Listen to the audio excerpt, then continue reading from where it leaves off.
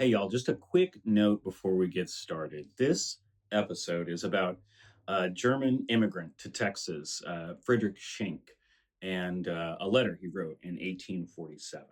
And like a lot of those early German settlers, he came to the Texas Hill Country, which is a place very special to me and a lot of Texans and a lot of people around the world. And as you probably know, in the summer of this year, 2025, in July, about a month before I'm filming this, a pretty devastating flash flood event happened around the town of Hunt. Now, that's like an hour and a half away from where today's story takes place, but the Hill Country is a big place. It's about the size of South Carolina.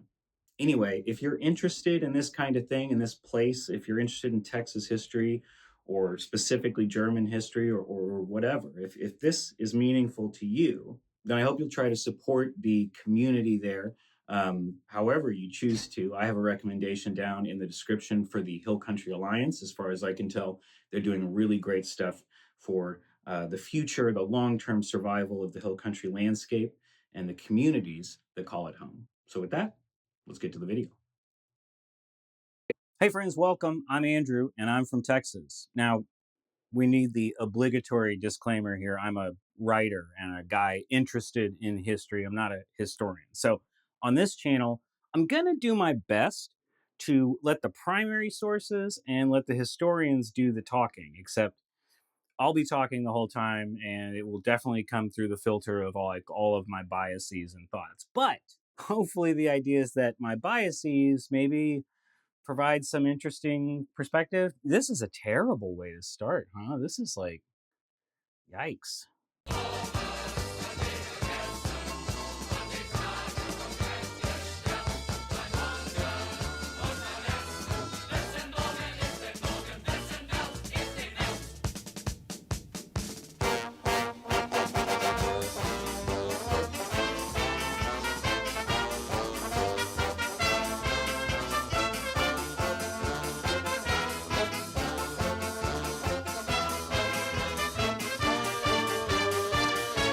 Okay, folks, today we're talking about the Comanches and we're talking about Karl Marx and we're talking about the Germans who have a huge role in the history of Texas if you don't know it. So I won't tell you what I'm drinking, but it may or may not be a beverage which the name of which translates to master hunter in German. It may or may not taste a lot like bitter herbs and licorice. Anyway, Prost. I don't know how I managed to sound like a gringo speaking German. Prost, y'all.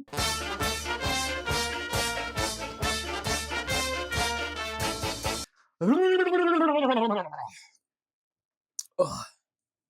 Y'all remember Boss Noss? Was that his name? Boss Nass? I don't know. All right, let's get started. So this is the part of the video where I'm going to grossly generalize, but bear with me. The 1840s were an incredibly pivotal time in the history of Texas and in the history of many, many parts of the world. So Texas starts the decade in 1840 as an independent nation, and a pretty poor one. Oddly enough, even a brief revolution and a brand new government, it makes you usually start off pretty poor. If you're a student of American history, you may recognize this trend. At the beginning of the 1840s, Mexico's under a centralist government. And of course, when Texas joins the United States, well, that triggers a war with Mexico, which is what the United States had been concerned about all along. They even tried to bring Texas into the United States through a treaty, like, oh, they're an independent country. They just joined our country. But Mexico, of course, did not recognize the sovereignty of Texas, so it didn't matter to them. Anyway, Mexico lost the war in pretty convincing fashion, and that centralist government kind of dissolved. So by the mid-1840s and late 1840s, Mexico is like really in quite a tumult. And a little guy you may have heard of named Santana is going to come back into power. You may remember him from the Battle of the Alamo. You may also remember him from introducing chewing gum to America in the form of chiclets. And if you would like a video on that, just let me know in the comments, like and subscribe. Do that. You know what I mean? You know what I'm saying? Anyway, that's what's happening in North America. But over in Europe, lots of things are happening. So, for one, the first part of the 19th century, the 1800s in Europe, was, I think, pretty much taken up with the Napoleonic Wars, which I I don't know. I'm an American. I never learned anything about that. But I think it was like a big kerfuffle, you know, and caused a lot of problems and repercussions. Also, at the beginning of the 1800s, we're starting to see countries emerge as we think of them today, like nation states with like governments and parliaments and passports. And a lot of the liberal reforms, a lot of the revolutionary zeal, at least in the first half of the 1800s, was directed toward having parliaments and getting rid of like old monarchies and things like that. By the 1800s, the world and especially Europe is starting to industrialize. We're building factories. So people are no longer craftspeople, they're factory workers. We have this new emerging class of capitalists that are seemingly replacing the old aristocrats, but the aristocrats are still around.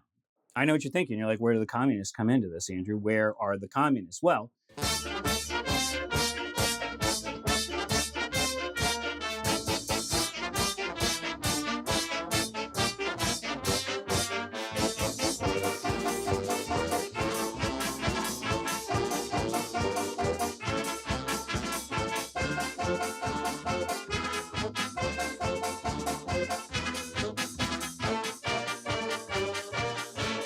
feel free to correct me if I'm wrong. It will help engagement. But I kind of see the revolutions of 1848 a little bit like the Arab Spring. And I think that started around, what, 2011? And similarly, most of these were unsuccessful. But of course, revolutions don't just pop up, they simmer and they build for a really long time. And that's what was happening in Germany that started inspiring people to immigrate to the United States. I mean, imagine if there were suddenly colonies on the moon tomorrow and you know you like were just like yeah they're giving away land on the moon, yeah, we'll absolutely take it. Well, that's kind of how it was pitched to people outside the United States. As you can imagine, the indigenous communities already living there, they weren't the ones spreading this idea that, hey, come over here, restart your life, all your great new ideas and utopian visions can come true on this virtually free land as long as you're willing to put in the work.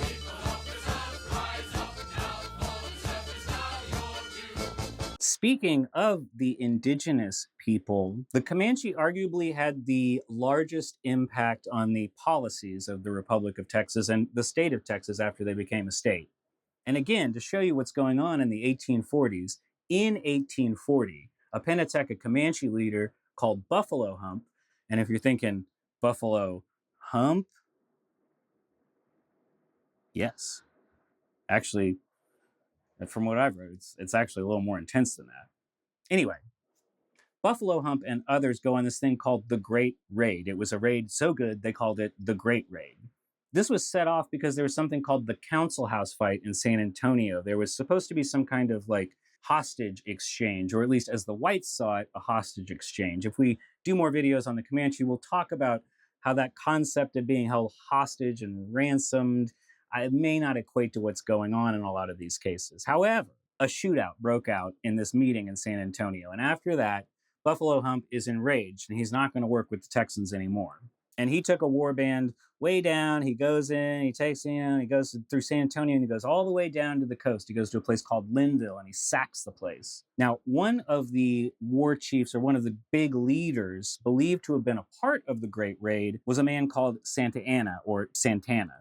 For the purposes of this video, I'm going to call him Santana, you know, like Carlos. By the way, if you only know the Rob Thomas song, I say go get that Columbia 2-disc set, Best of Santana, the band Santana, okay? Oye, como va?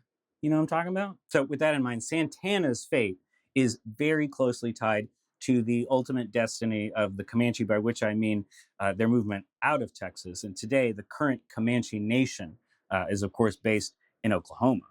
That's not by accident. It's almost like there was a government policy that was like designed to push them out. This may or may not have had something to do with it.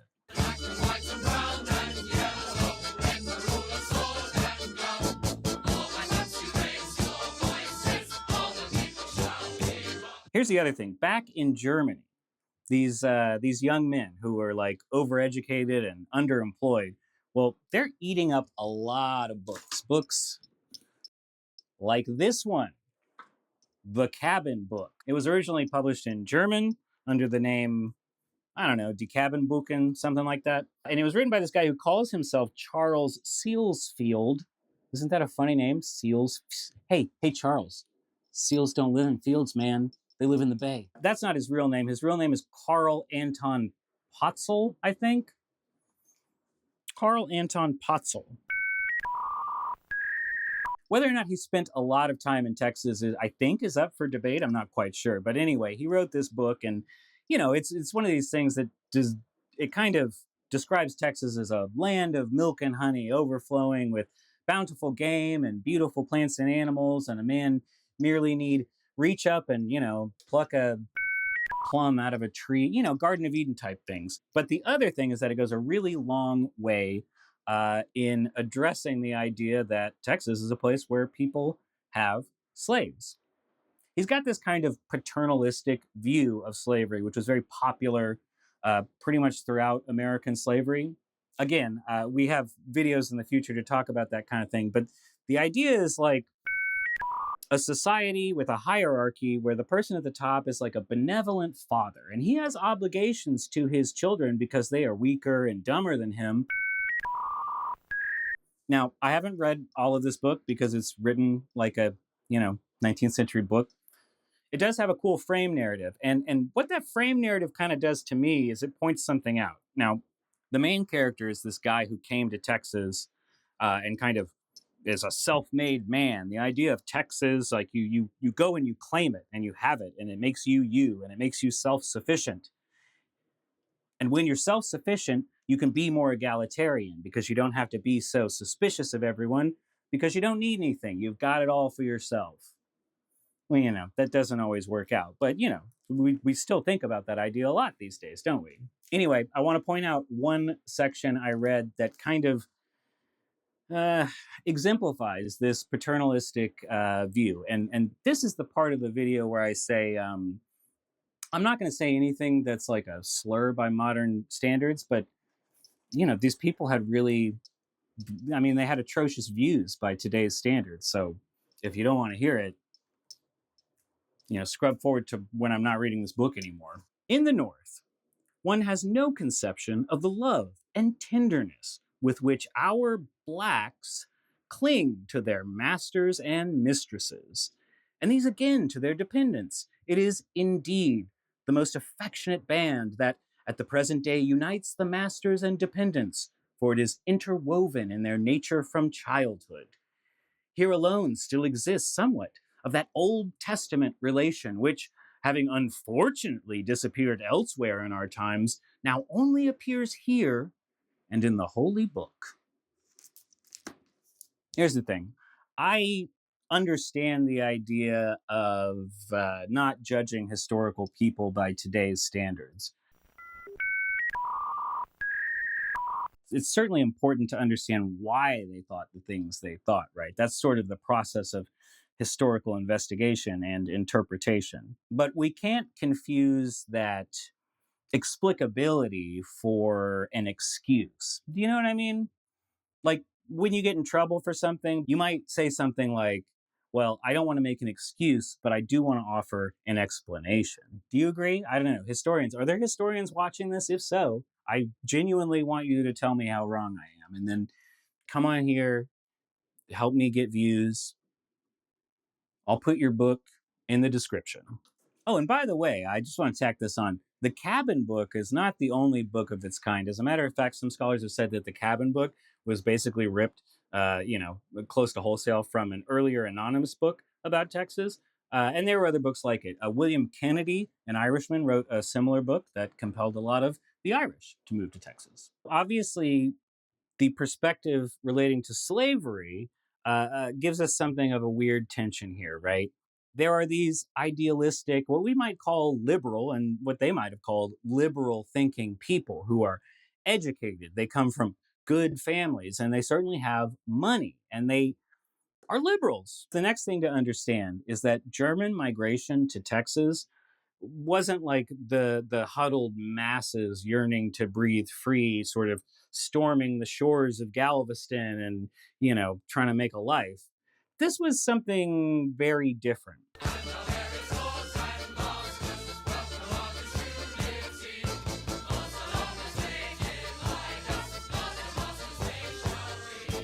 In the mid-1840s, there is a group organized. It's called the Adelsverein.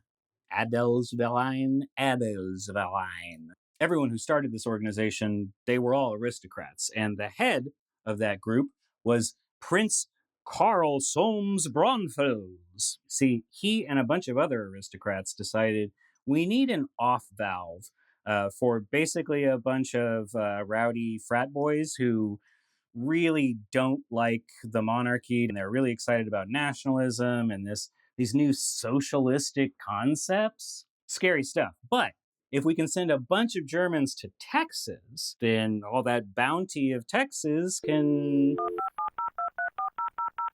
provide space for all those rowdy young men. And also maybe, make a little scratch for Germany. Spoiler alert, it did not work, but a lot of Germans moved to Texas, and it continues to influence our society to this very day.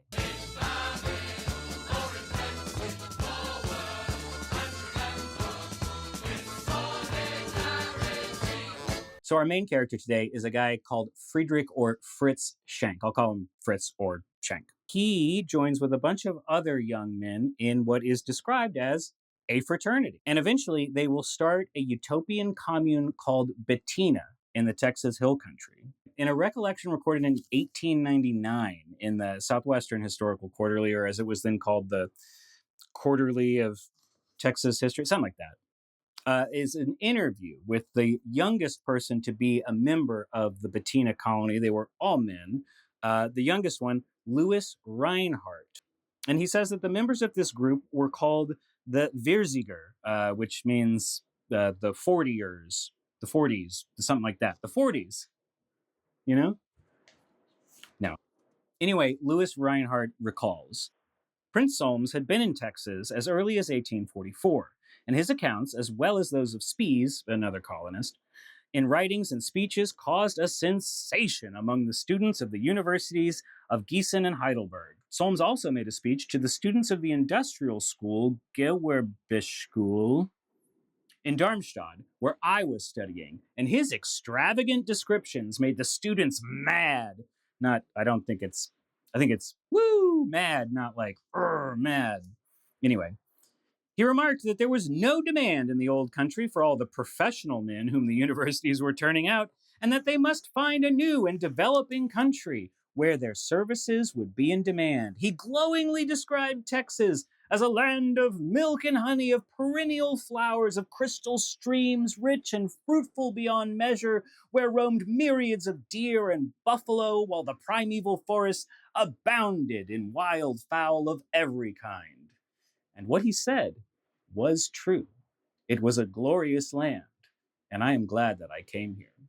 So, Louis Reinhardt, Fritz Schenck, and the other members of the 40 set off from Hamburg at the beginning of 1847.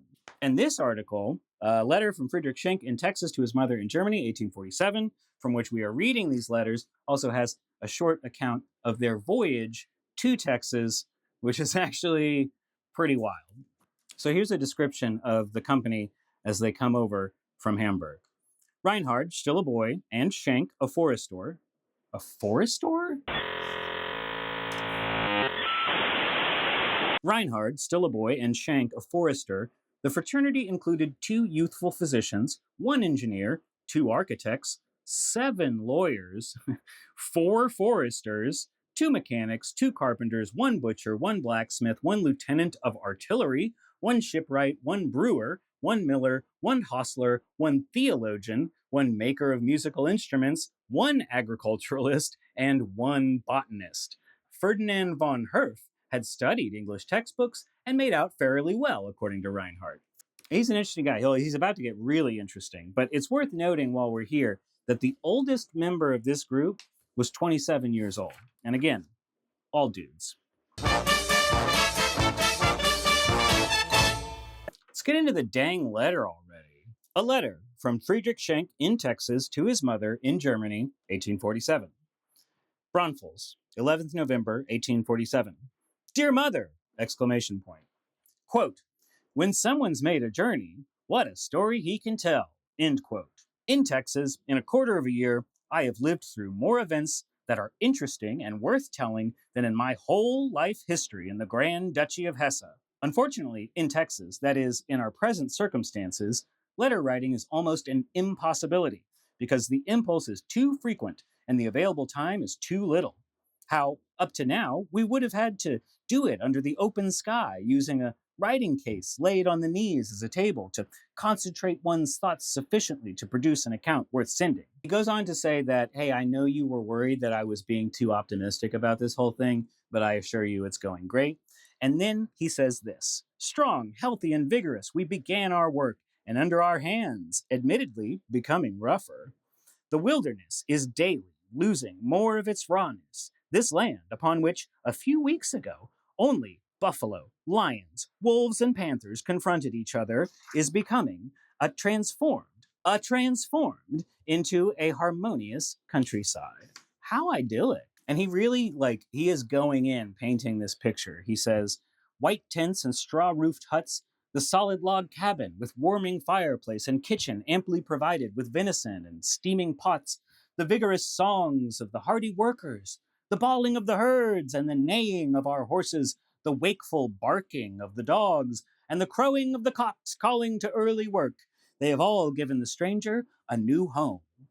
If I could mirror the picture for you, how the spoiled sons of culture begin their hard day's toil with cheerful humor, it would show you that hard labor creates more joy than the often desolate nights in the barroom. And if you could see what we have done in our few weeks and could compare our results with those of other immigrants who came out of other social conditions, you would see clearly that strong will and unity of purpose empower one far more than irresolute effort. And it's interesting to see this kind of weird classist comment. I mean, it's not surprising. He's like a rich kid, but also he's an egalitarian and he's a utopian, you know? We'll see more of this tension as we go on. Think of yourselves thousands of miles from home in the shade of a giant live oak, sitting on a chest containing your few belongings, and think of all that you possess at home for comfort and life's necessities.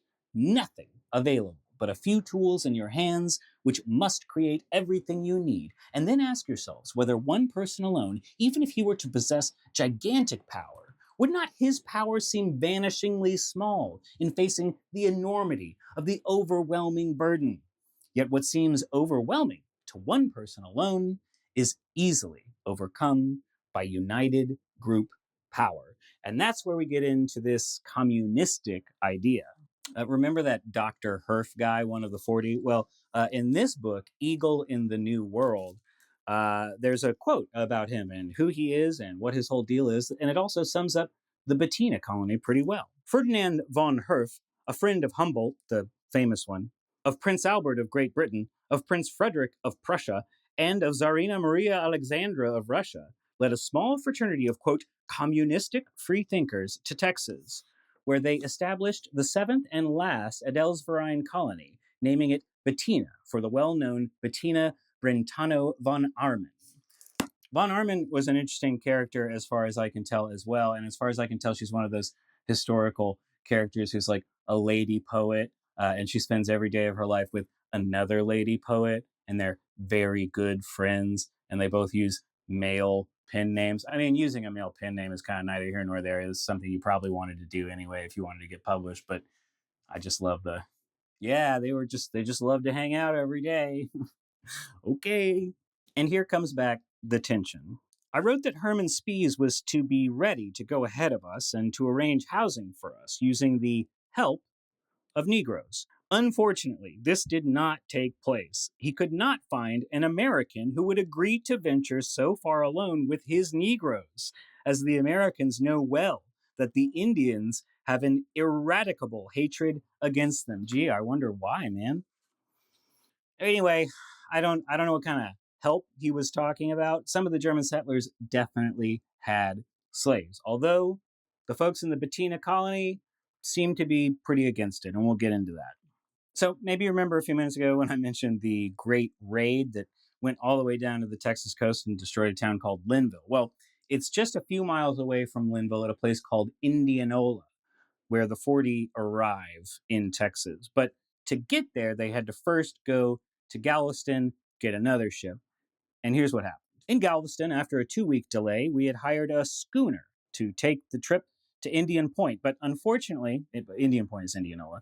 But unfortunately, at the moment we were about to embark, the government commandeered the ship in order to send a number of soldiers recently recruited to Veracruz for the war with Mexico.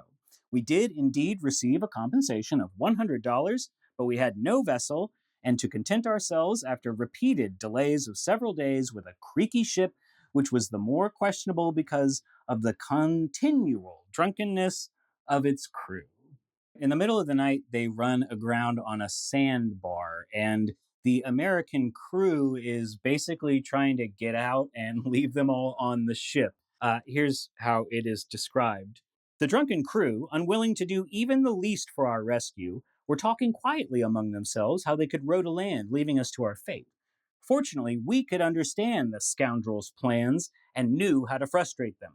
With pistol in hand and dagger at the belt, the rowboat was guarded, and the crew were threatened with instant death if they touched it. Thus elapsed a long, long hour. It was impossible to know where we were and the direction unknown in which we could hope to refloat the stranded ship. We held a council of war and decided to depose the captain and to give command of the ship to a shipwright from Bremen who was traveling with us, who immediately, with a simple handshake, agreed to direct the ship. Thus, we awaited the first glimmerings of daylight.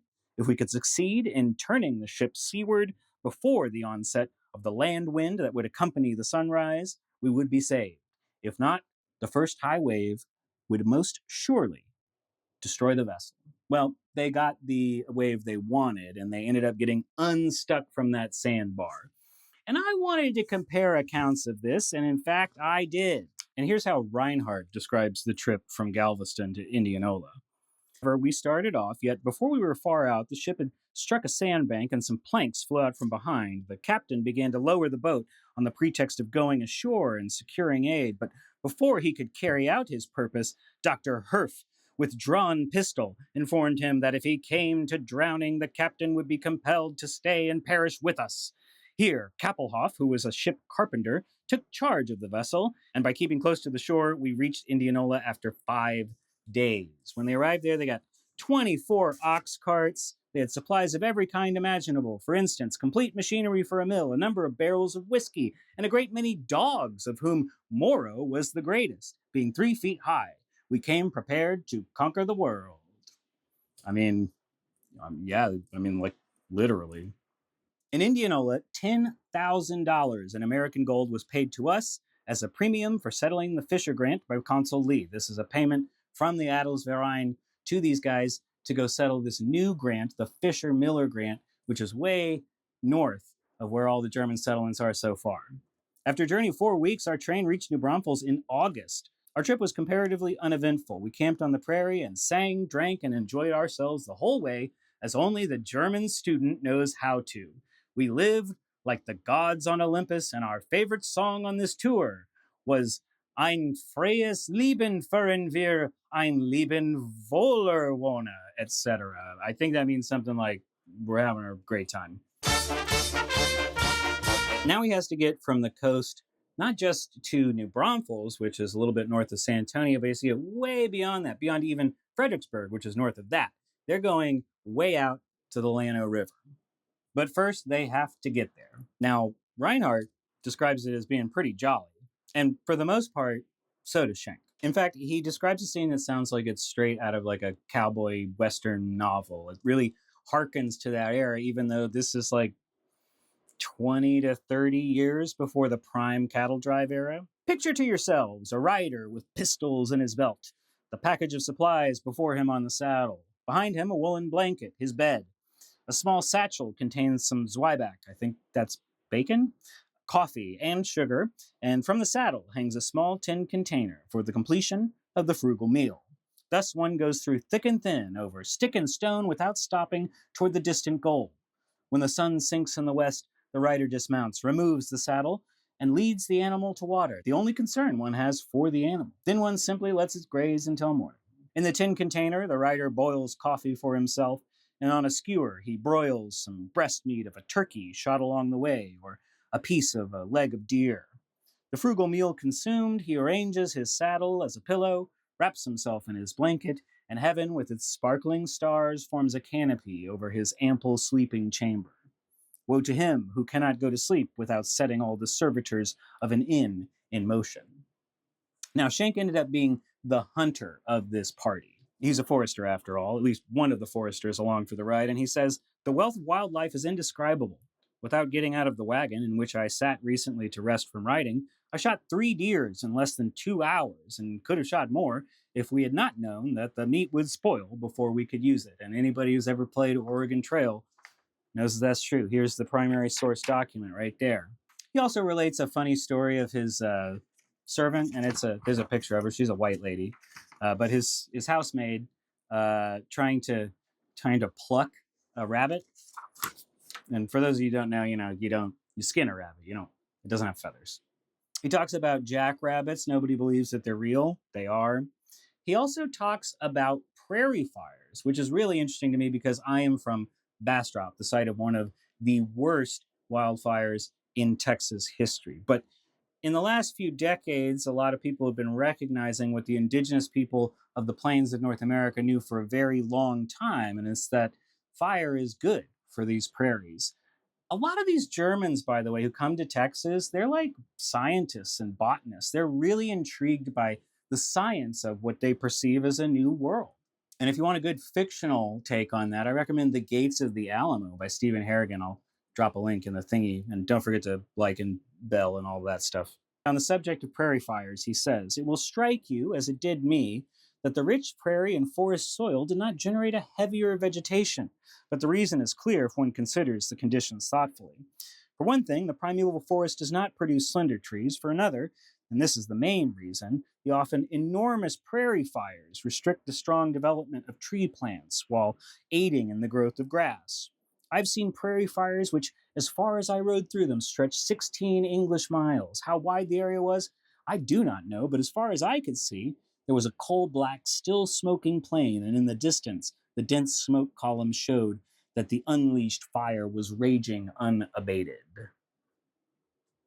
Nothing can equal the magnificent drama that such a fire affords at night. Whipped by the wind, the crackling flames flare up against the wind and create a ghastly contrast against the raven black night. The sea of flames dances along, often raging for weeks until a river or creek limits his fury.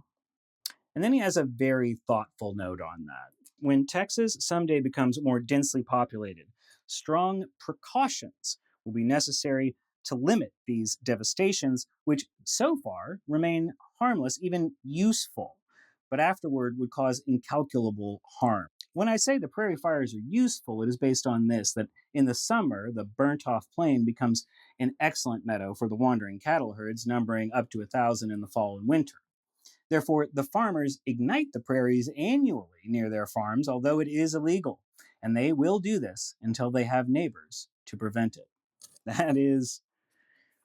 That's true. He goes on to paint yet another idyllic picture, this time of Texas farming.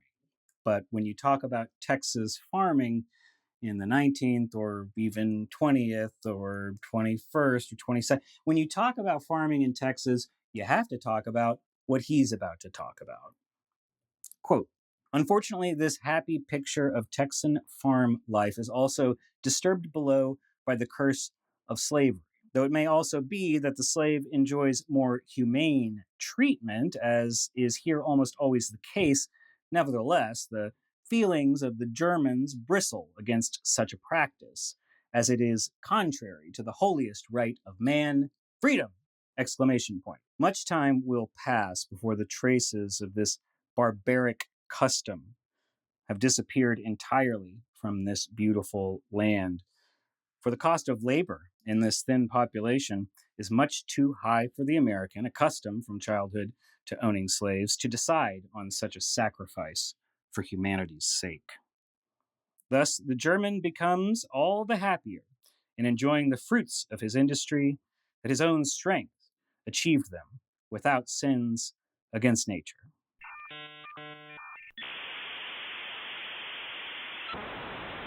One note about that, he repeats this line that to me kind of echoes that idea of paternalism, that maybe these slaves are treated better here in Texas. He doesn't even say compared to what. I don't know what he's comparing their situation to, um, but I don't buy it. Another quick scene on the journey up from the coast is a really funny one because Schenck was the hunter, you see, and one morning he gets up, and this place really is teeming with deer and game to this very day. And he goes out to hunt some deer, and the wagon train's already moving, so he's trying to time it right. Well, this this herd of deer starts to move away. So he's already dismounted. Now he has to follow them on foot. Anyway, he finally gets a deer that he says weighs 80 pounds, and he has to carry it on his back because the wagon train already left, and he's way behind them. And It's July. But he finally makes it all the way to New Braunfels, where he is laid up for a long time with malaria. He still insists on this idealistic vision of a free and educated person going into nature and becoming a fuller, more self sufficient, more free and egalitarian person. And he says this: in a peculiar feeling that creeps over a writer as he traverses for days the luxuriant wilderness that could provide so many thousands of starving people with a free, happy existence, a strange melancholy came over me when, from a hilltop, my eye looked out over the immeasurable plains, and the evening sun spread its magic shadows over the valley and poured its purple over the peaks of the highlands. The heavenly silence of nature, in eternal harmony here with itself for thousands of years, grips the soul of man more powerfully than organ tones or church hymns. O foolish mankind, with your futile pride, your wild passions, your greed, and your hate, how tiny you are in comparison to creation. When unnature has torn men's souls apart, when the struggle has split the individual, the sight of tranquil nature calms the sufferer. Freedom and peace spread her mighty pinions over the magnificent land. May freedom and peace bless the people who strive for them here.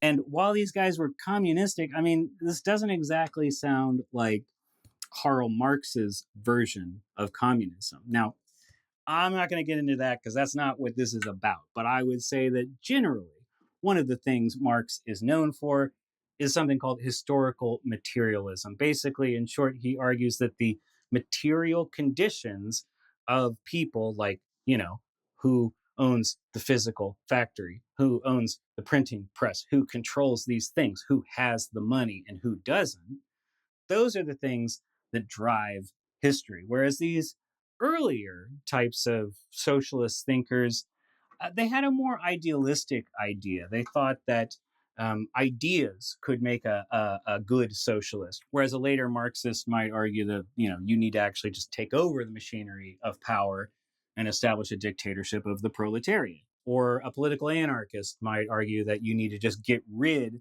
of these oppressive hierarchies altogether.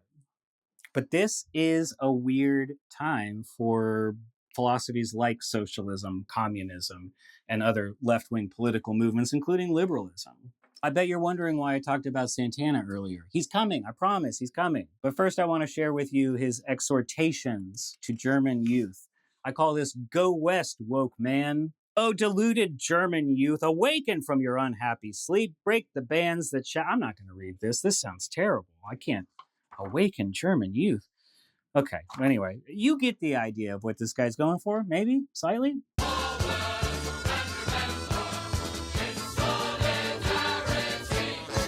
So finally, we get to Santana. Historians generally think that he was a part of the Great Raid, and he was a leader who was very much about fighting back against the Texians. but he didn't seem to be a leader who really wanted to fight back against the Germans. He seemed to be friendly to them. Now, this letter is being written in November of 1847, November, December, the winter of 1847. And that is exactly the time that Santana and a delegation of other native leaders from Texas go to Washington, D.C. Santana is believed to be the first Comanche to ever visit Washington, D.C. And when he comes back from Washington, D.C., he is no longer an advocate for war against the Americans or the Texans. Here's what the Texas State Historical Association says about this. Santana seems to have been overwhelmed by what he saw in Washington, D.C. Thereafter, convinced that continued armed resistance against the United States was suicidal, he fully supported accommodation and attempted to use his prestige to secure a lasting peace. Hey friends, what's up? This is Editing Andrew breaking in here with an absolute bombshell, historical bombshell. I'm definitely not putting in those sounds. Okay. So I was trying to verify exactly when this visit to Washington, D.C. was. The Texas State Historical Association publishes the Handbook of Texas. And the Handbook of Texas online says that he went to Washington, D.C. In December of 1847, which was my operating premise recording this video, especially because Schenck is writing his letters in the winter of 47. But I also started reading online that perhaps the meeting was in 1846 because there had been a treaty signed between the US government and some native groups in 1846, one that did not last. But it was signed in, I think, May. And to celebrate it, there was an invitation for those chiefs and captains and leaders to go to Washington, D.C. to meet President Polk. But what the handbook article says actually is it says that the treaty was signed in May 1846, and the following December, he visited Washington, D.C. But I don't think that's correct. As I read that, the following December means the December of the following year, right? Am I losing my mind?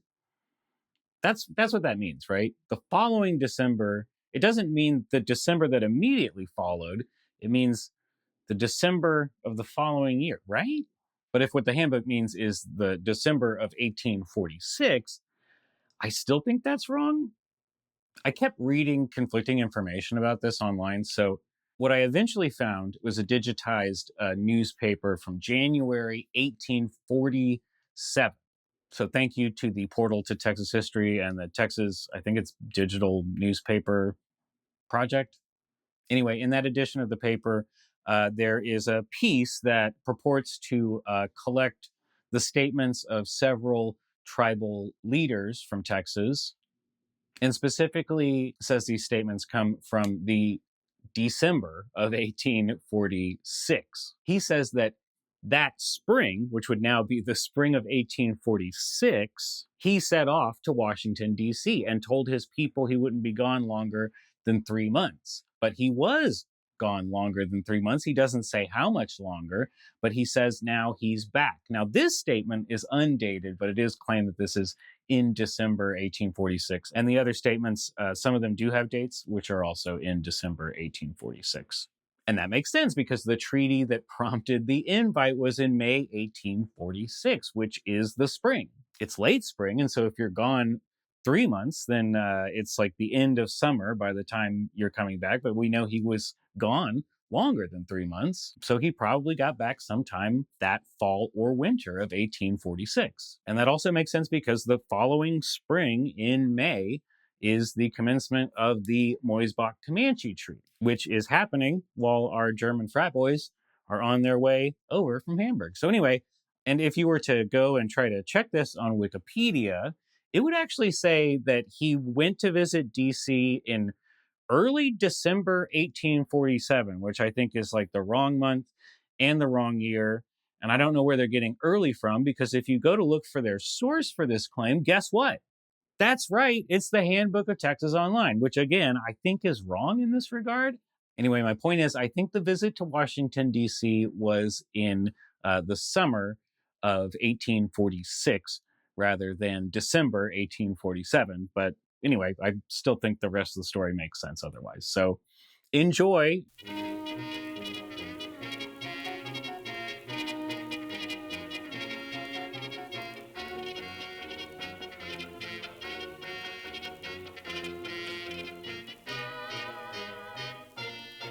But those changes pale in comparison to what happens next, because in 1849, a cholera epidemic sweeps over this band of Comanches, the Penatecas, kills over 300 of them in just a few weeks, including Santana.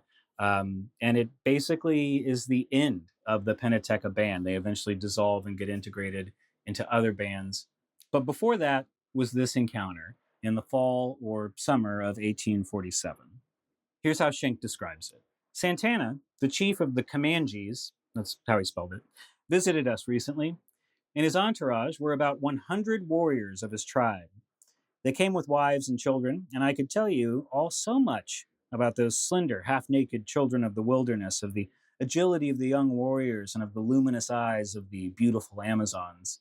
He's really kind of exoticizing it there, isn't he? Of the expressiveness of their gestures, and of the roguish curiosity with which they scanned the pale faces of the bearded men. Famously, all these Germans were very much bearded, and the Americans were not at the time. I think this is interesting too. Again, for an egalitarian, he still has these 19th century mindsets. And again, it's kind of paternalistic, right? And maybe even less paternalistic, but it just hits on that idea of the noble savage, right? I mean, these people really like the idea that being in close touch with nature is going to make you a better, freer, more self sufficient person, I guess. And if we're trying to gauge Santana's opinion here of the German settlers, well, he showed up with 100 warriors and the whole gang. So, like, he could have started a fight if he wanted to. He'd certainly done it before. Another thing that this touches on is that thing called plain sign language. Basically, you have all these different communities and they don't all speak the same language, but they can communicate. And why was it a sign language? Well, I have my theory. I think that if you're standing on a plain or a prairie, you can see someone really far away and you don't need to yell at them. You can just, do this or that or do that or, whatever. Anyway, just a little thing you don't see represented a lot in media, but I think is like actually a really big part of the history of indigenous culture in the Americas, especially in this period. They brought me here from the flathead country, on the other side of the Rocky Mountains. I have never seen these people here before. You can't understand their language. They are all my brothers. We are all the same race. They had erected their tents close by, and I should wish to be able to show you the artistic groupings formed by the earnest warriors and their teasing wives and children about the campfires. One would have to know the language of these people to comprehend their spiritual development.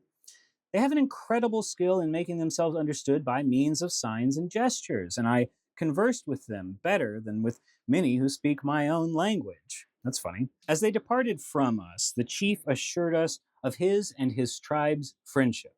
According to the ancient Indian custom, the peace pipe made the rounds of the assembled company, and after a strong hand clasp, they galloped at full speed across the wide, trackless prairie toward their home in the west.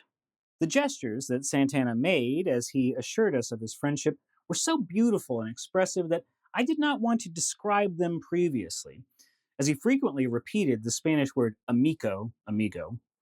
He described a circle with his hands to include all persons present. Then, so as to say he spoke the truth, he pointed to himself and from his mouth made radiating gestures during which he shook his head. Again, he pointed to himself and then indicated with his hands straight ahead the same direction from his mouth in which he assentingly nodded his head. Can one imagine a more beautiful way of saying, I do not speak to all the winds, my words go directly forth to you, and they are true. Okay, and so he continues describing this encounter, and there are two more little scenes that I think are really interesting. I allowed myself to be instructed in astronomy by him. He named to me the most visible constellations, And as I pointed to the North Star, he indicated in a very lively and clear fashion that that was the only star whose position in the heavens did not change and about which all the other stars revolved. They don't actually revolve around the North Star, but if from your perspective on Earth, when the seasons change, you get it. Anyway, I just think that's incredible. I think that's really interesting. And I think it's a good reminder of these people felt like they were going to an alien world, but it wasn't. It was Earth. And the aliens they're meeting aren't extraterrestrials, they're terrestrials. He continues, one of the warriors had lost a screw from his rifle and gestured questioningly at the empty hole as to whether we could supply a fresh screw. It is impossible to describe the astonishment that seized these sons of the wilderness, he likes that phrase, when in the few minutes before their eyes, a new screw was turned down on the lathe from a finger-thick rod of iron. As this hard metal, which would cost them weeks of labor with heavy exertion to achieve even an approximate form, was turned down like wax by the sharp tool bit, the warriors began to laugh loudly. Curious, they began to pick up the tangled turnings to assure themselves that they really were iron. But the culmination was the comical scene as the finished screw fell from the bit onto the workbench. With the happy curiosity of a child before whom a gilded nut is held, isn't that a common thing you hold before a child? With the happy curiosity of a child before whom a gilded nut is held, the warrior grabbed it, but dropped the hot iron with fright, as if he had been bitten by a tarantula. I like that I is still hot from the lathe. Whoa! Only after a considerable time was he persuaded to pick up the screw again, and not until he himself had screwed it into place did he cry, Beno, Beno, which I think is bueno. To show his gratitude, he gave the maker of the screw, Strauss, several beautifully tanned deerskins, and when leaving, he was visibly trying to show his friendship and gratitude. I could write further for days if I were to tell you everything of interest to me and you, but I'm tired from much writing, and the day is becoming gray, and I would like to sleep another hour before going about my duties. He sends one more letter, just a quick update, says everything's fine. I just wanted to include his last little bit of idyllic scene setting here. I'm writing in December under the open sky on a fallen tree. We are all here, collectively, fully healthy, and more content than ever. Keep yourselves well, Fritz. Vorwärts und nicht vergessen, unsere Straße und unser Feld. Vorwärts und nicht vergessen, wessen Straße ist die Straße, wessen Welt ist die Welt. Now, later on in 1899, in his recollections, Louis Reinhardt describes another encounter with Santana. And again, this is in November 1847, probably a month or a few months after the encounter described by Schenck. As I have said, the Indians kept their agreement to the letter, this being the German Comanche Treaty, or as it's normally called, the Moisbach Comanche Treaty. More on that another time. As I've said, the Indians keep their agreement to the letter. In November 1847, they visited us as they had promised. At the time, I was herding cows several miles from our camp when two Indians rode up. From their signs, I supposed they wanted something to eat, and I handed them some bread out of the pouch I carried. Evidently not trusting me, they made signs that I should eat first. The fact was that a great number of Waco Indians had been treacherously poisoned sometime before by a band of cowboys. It was a dastardly deed, and the Wacos thereafter became the most hostile of tribes as before they had been the most amicable.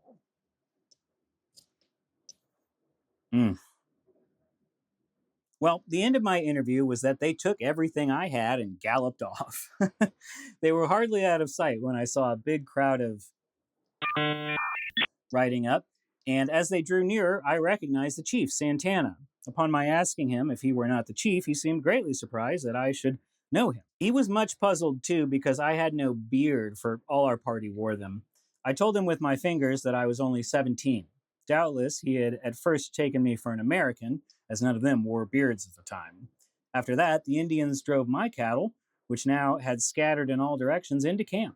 Here, Santana learned that I had been robbed, and sent out 2 men after the thieves, but after 2 days' absence, they reported that they were unable to find the robbers. The Indians camped only a short distance from us. During the night, a number of our utensils were stolen by I'm going to say wives. There's an ethnic slur here, but by the wives.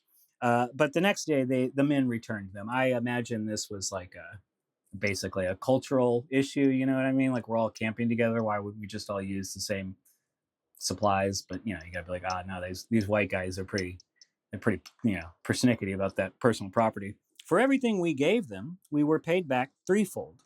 As they stayed some time, we became well acquainted.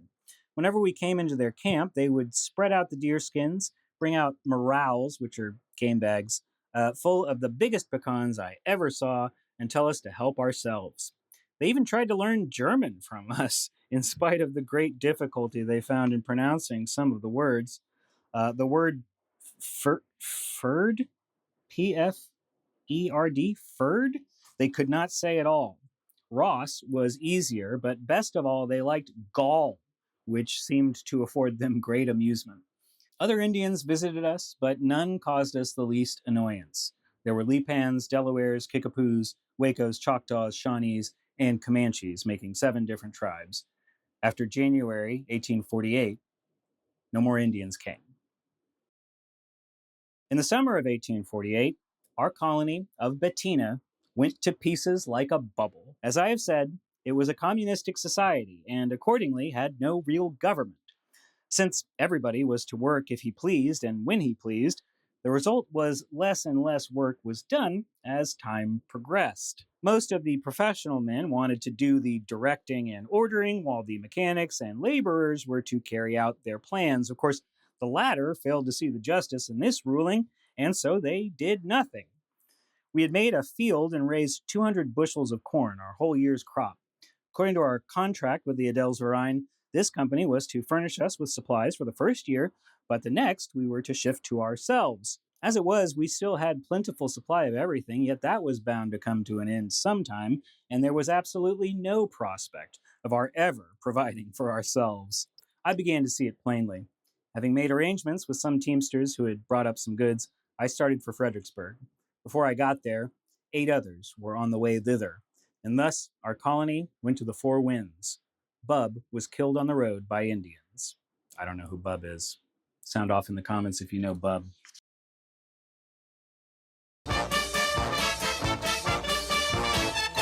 So, what do we learn from this? Well, I think this is like an interesting example of a transition point from an earlier version of socialistic type of ideas to what we kind of think of as communism or socialism now. These guys weren't that. They were something different than that. And really, what they were was a bunch of rich frat boys who didn't really have anything to do and were looking for an adventure. And boy, howdy, they got it. These examples are really interesting, and there are other ones. If you want to hear about other ones, sound off in the comments. Woo, woo, woo, woo. I assume I'm putting in air horns. I'm not. Anyway, if you want to hear more about that, or more about German immigration to Texas, or more about the Comanche, or any of those other groups that visited the colony in Bettina, let me know. And yeah, until next time, happy trails, y'all. And adios, amigos.